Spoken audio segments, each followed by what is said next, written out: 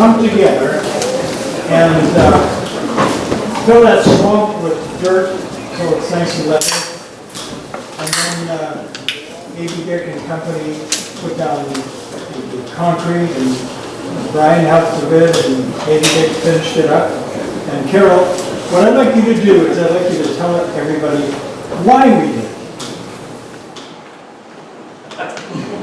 Why we did it.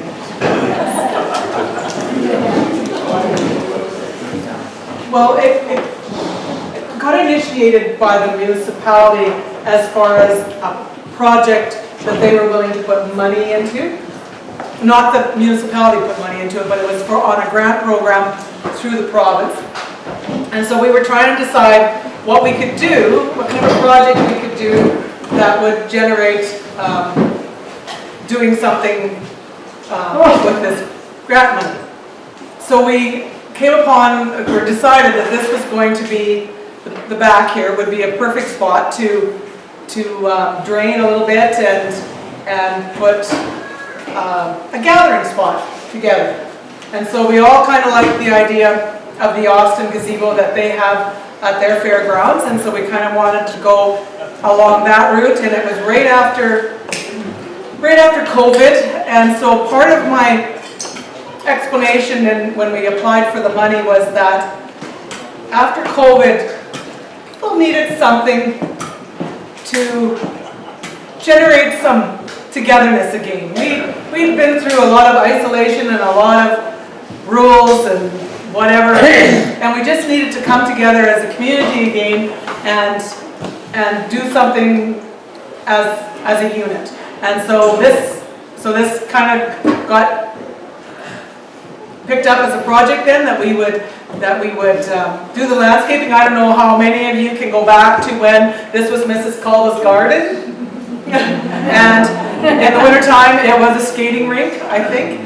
And so it needed a little bit of work to get it up to a spot where it didn't flood, and that we could actually maybe walk on it and drive on it. And so, like Diedrich was saying, the Dick boys and Abe had, they put a lot of work into it. We got Darius and we hauled a bunch of fill, and anyway, it was huge. It ended up being a really huge project. And but we've got it to this stage now, and it's kind of exciting. I always, at each meeting we would come to it, we'd gather and say, what are we going to do next? Yeah, and so I said I wanted to, get my yoga mat out here, so they needed to, hurry up. And so anyway, here we are with the gazebo where it's at right now. It's not. There's still more plans for fire pits and trees, and we're going to sod it, or at least plant grass. I guess that'd be better. And put in some more things to encourage people to want to come and have a picnic or just have a fire, just whatever. And so that's where we're heading, and that was the thought behind building that, or developing, I guess, that piece of land. So, thank you. So cheers to you.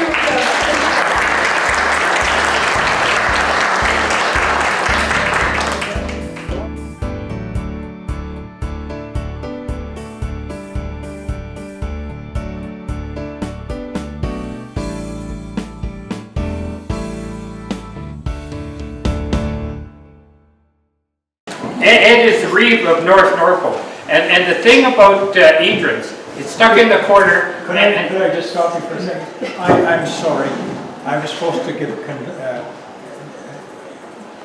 counselor couldn't come because her dad is having a funeral today. That's Dallas Olmsted from Carter. So we're stuck in the corner here. This is actually in North Cyprus, which North Cyprus Lansdowne now, but just north we have,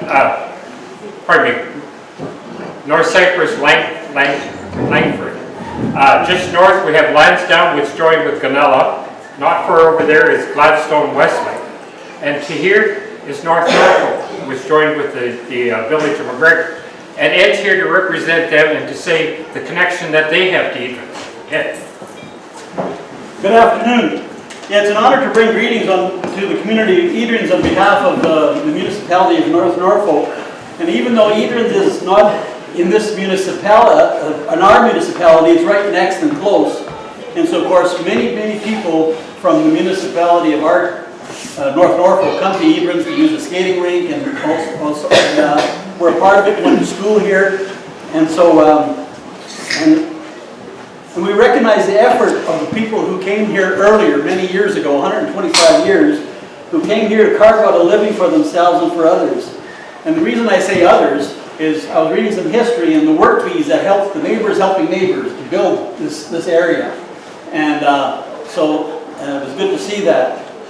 And of course, over the last 125 years, this place has had a fair share of ups and downs, or highs and lows, times of tested strength for the community. And one of the interesting things that when I was reading the history is the amount of fires that happened on buildings. It was quite an amazing thing. But people were resilient and kept moving on. But when you look at a community, it takes all aspects of the area to make a good community. It takes family, it takes faith, it takes education, it takes economics, it takes government at different levels, it takes community and culture, and communication media. And every one of these areas are important in a community. And when you see those different aspects of the community, it builds community. And so as we reflect on the past, we can see that there are many different areas. Either that area rose or fell depending on people getting involved.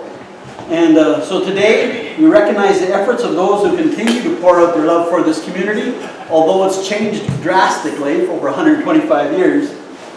And as you look forward with hope, although things are different today, we still have opportunity to move forward. So, from my heart to yours, thank you for being a part of this community for the last 125 years, and some of you haven't been here that long.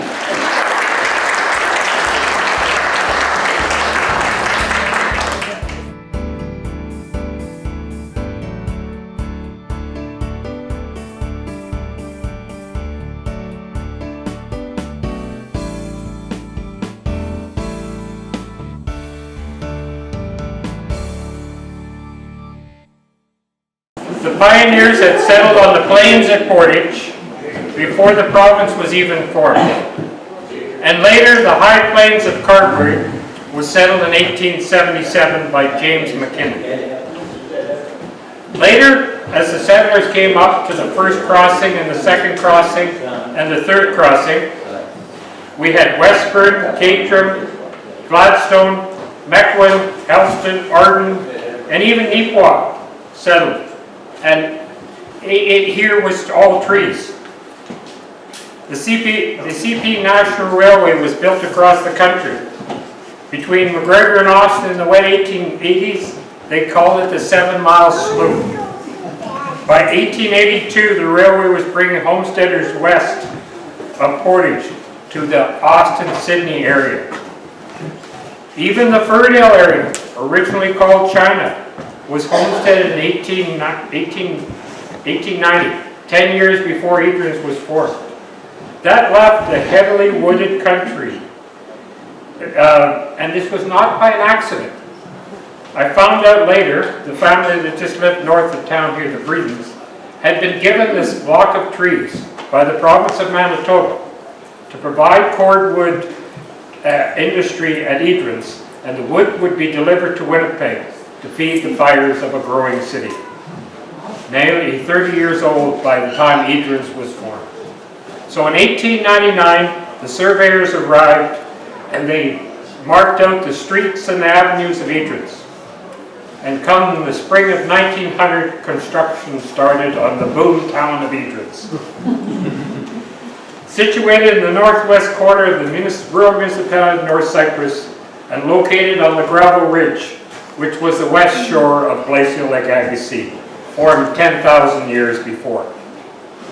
My great-grandfather, William Patterson Smith, had come up because his second wife's sister was at Furdale, and as he walked north in the winter, they found a place where there was a creek running through, and so he was the first homesteader north of Pine Creek in 1895, 5 years before there was an Edran. 1897, the Hannas come in, set up a sawmill, and so they made a board house. 1898, Deer Range School, was built and furnished for $400. It still stands today at the end of our lane. So he got flooded out of St. Eustache, east of Portage, living on a river lot. And he thought he would come to Edran's country where he would never get flooded out again.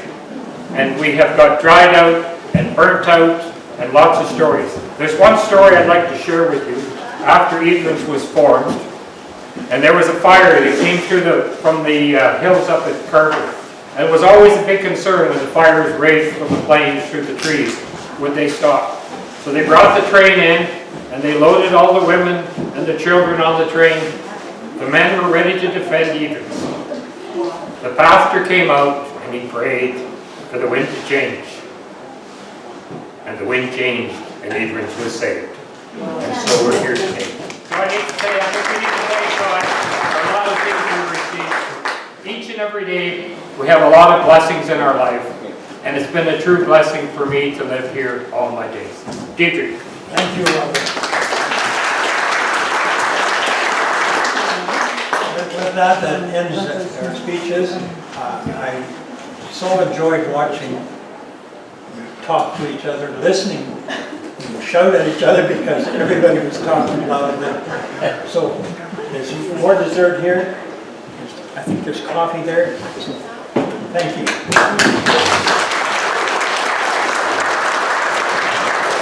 And free field to come back to Edran's again. We miss you when you don't come back.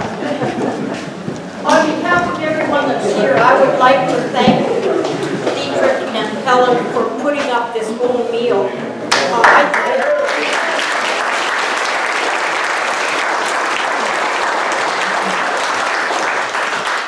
Helen told me that we were just going to get hot dogs. That was more than hot dogs, Helen. And you did that all yourself? Yeah. God bless you. Dessert. God bless you. Thank you. Thank you.